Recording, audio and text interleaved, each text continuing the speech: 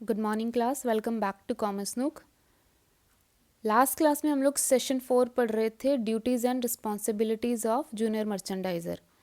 आज की हमारी लास्ट क्लास है यूनिट 3 की। ठीक है, तो लेट्स सी कि आज हमारा पहला टॉपिक क्या है।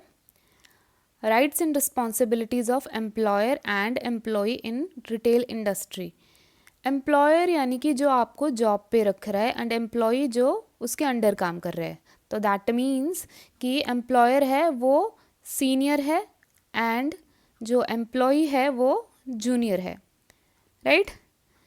तो अब हमें क्या करना है, इन दोनों की राइट्स एंड रिस्पॉन्सिबिलिटीज़ को देखना है। तो सबसे पहले जो राइट एंड रिस्पॉन्सिबिलिटीज़ है that is of employee. Employee यानी कि जूनियर। सबसे पहला जो इसका राइट है that is right of protection from hazard and have access to safety equipment. किसी भी तरह की अगर कोई दुर्घटना हो जाती है तो ये एम्प्लॉय का राइट है कि उससे उसे प्रोटेक्ट किया जाए, और उसके पास एक्सेस होना चाहिए सेफ्टी इक्विपमेंट का, कि अगर कहीं पर कोई सेफ्टी इक्विपमेंट पड़ा है देन वो उसे इजीली एक्सेस कर सके। Right to work in a work place free of harassment. ऐसे वर्क प्लेस में वो काम करे जहाँ पर कोई भी हैरेसमेंट ना हो। Right to receive minimum wage set by law. तो गवर्नमेंट ने क्या किया हुआ है, एक मिनिमम वेज एक्ट बनाया हुआ है जिसके अंडर उन्होंने ये लिखा हुआ है कि आपको इतनी पेमेंट तो वर्कर्स को या फिर एम्प्लॉयज़ को करनी ही करनी है। तो जो इनकी पेमेंट है वो मिनिमम वेज एक्ट के अकॉर्डिंग ही होनी चाहिए, ये इनका राइट है। Right to get break after a certain number of hours worked. एक टाइम पीरियड के अंदर काम करने के बाद इन्हें ब्रेक मिलना इज़ कंपल्सरी, ज़रूरी है इन्हें ब्रेक देना, ठीक है, एम्प्लॉयज़ को। Then right to privacy. अगर वो अपनी पर्सनल लाइफ को के बारे में कोई इन्फॉर्मेशन नहीं देना चाहता है देन कोई उसे फोर्स नहीं कर सकता है, ठीक है। ये हो गए हमारे राइट्स एम्प्लॉय के।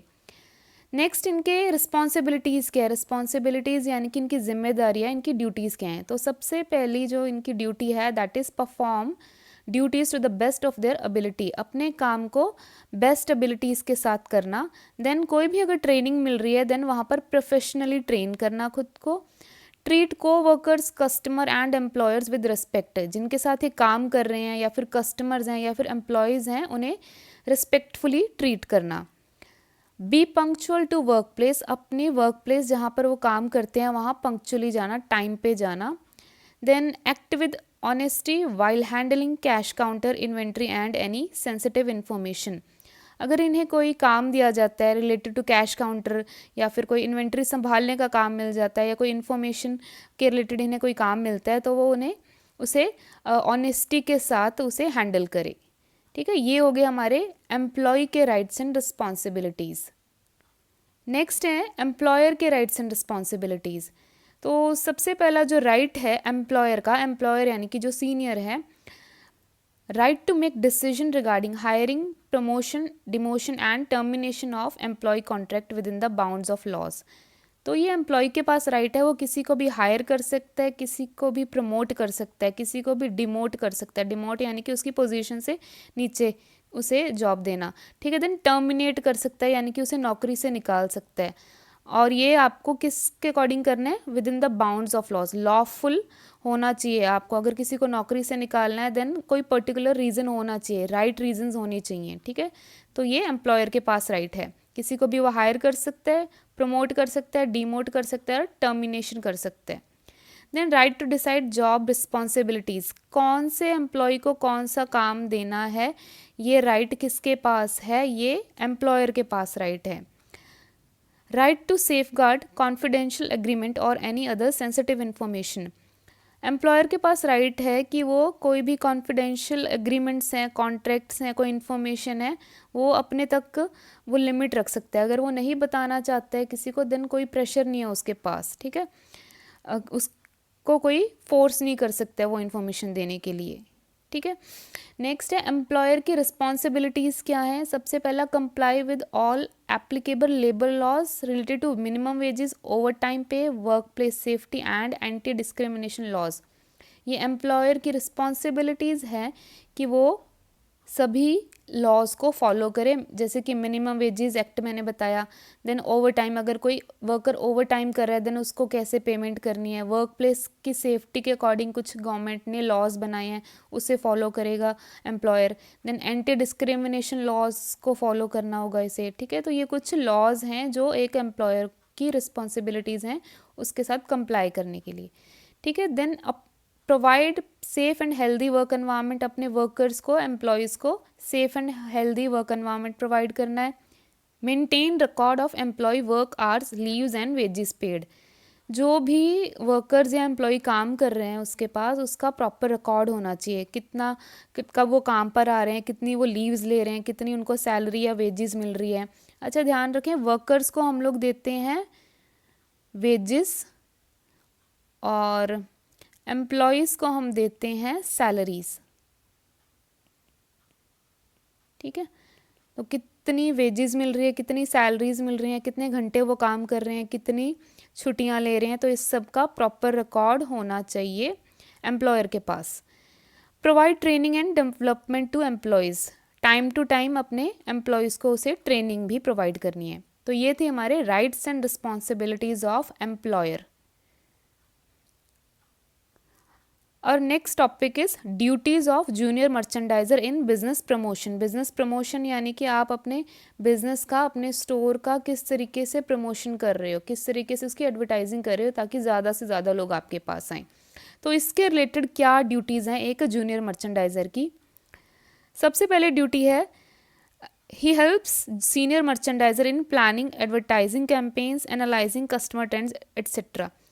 तो जूनियर मर्चेंडाइज़र किसके अंडर काम करता था, हमने लास्ट क्लासेस में पढ़ा था सीनियर मर्चेंडाइज़र के।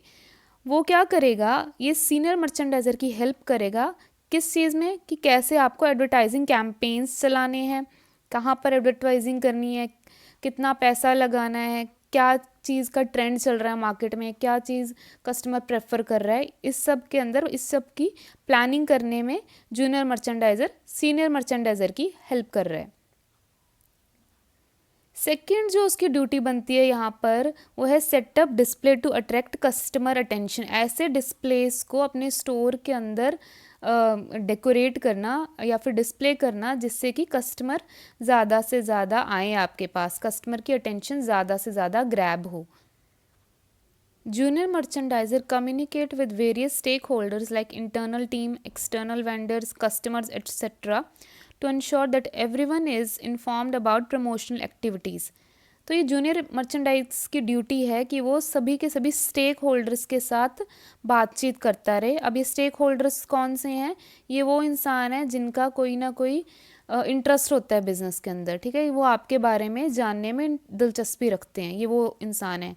तो इन्होंने कौन कौन से बताए हमें, एक तो इंटरनल टीम्स होगी, यानी कि जो आपके स्टोर के अंदर ही काम कर रहे लोग हैं, उन्हें पता होना चाहिए कि बिज़नेस के अंदर कौन सी प्रमोशन एक्टिविटी चल रही है। प्रमोशन एक्टिविटी यानी कि मान लो कोई सेल चल रही है तो आपके जो बाकी के एम्प्लॉयज़ हैं उन्हें पता होना चाहिए इस चीज़ के बारे में कि 50% का ऑफ चल रहा है, 20% का ऑफ चल रहा है, ठीक है, या फिर कोई ऑटम सेल चल रही है या पिंक फ्राइडे सेल चल रही है। तो इन सब के बारे में आपकी जो इंटरनल टीम है उन सबको पता होना चाहिए। देन एक्सटर्नल वेंडर्स हो गए, कोई बाहर के जो लोग हैं उन्हें भी पता होना चाहिए, आपके सप्लायर्स हो जाएंगे या फिर किसी और टीम को, आपने कोई बाहर की टीम को आपने हायर किया है जो कि आपके कंपनी के या फिर आपके स्टोर की एडवर्टाइजिंग कर रहे हैं, ठीक है, तो उन्हें भी इन सब प्रमोशनल एक्टिविटीज़ के बारे में पता होना चाहिए। देन कस्टमर्स को पता होना चाहिए कि आप कौन से ऑफर्स चला रहे हो इस वक्त अपने स्टोर के अंदर। सो इन शॉर्ट क्या है यहाँ पर कि जूनियर मर्चेंडाइज़र का क्या काम है कि सभी स्टेक होल्डर्स को ये बात बताना कि स्टोर के अंदर कौन सी प्रमोशनल एक्टिविटी, कौन सा ऑफ़र चल रहा है इस वक्त पे, ठीक है। वो कौन कौन से स्टेक होल्डर्स हैं, एक तो इंटरनल टीम्स हो गई, देन एक्सटर्नल वेंडर्स हो गए और कस्टमर्स हो गए, ठीक है। नेक्स्ट जो जूनियर मर्चेंडाइज़र की ड्यूटी है रिलेटेड टू प्रमोशन वो है कि प्लान बजट, कितना पैसा लगाना है एडवर्टाइजिंग के ऊपर, कितना प्रमोशनल एक्टिविटीज़ के ऊपर पैसा लगाना है, इसका बजट बनाने का काम भी जूनियर मर्चेंडाइज़र का है ना। ऑब्वियसली सीनियर मर्चेंडाइज़र की असिस्टेंस के साथ ये काम होगा, ठीक है। They also maintain record prepare report and handle cash register related to promotional activities. ये जो प्रमोशनल एक्टिविटीज़ करनी है उसके रिलेटेड जो भी रिकॉर्ड रखना है, रिपोर्ट्स बनानी है, कैश रजिस्टर्स बनाने हैं, उसकी जिम्मेदारी भी जूनियर मर्चेंडाइज़र की है। So next topic is purpose of display product. जो डिस्प्ले करते हैं हम लोग स्टोर के अंदर प्रोडक्ट, उसको क्यों करते हैं, क्या उसका पर्पस है।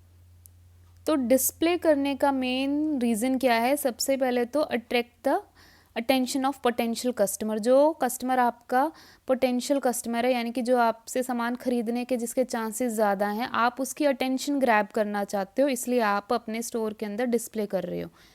सेकेंड रीज़न है कि रिटेलर चाहता है कि एक प्रोडक्ट है वो जल्दी से जल्दी बिक जाए, इसलिए वो उस प्रोडक्ट को डिस्प्ले कर रहे हैं, ठीक है, उसे शोकेस कर रहे हैं अपने स्टोर के अंदर। थर्ड रीज़न होता है डिस्प्ले प्रोडक्ट का, वो है visually appealing display increase chances of impulse buying.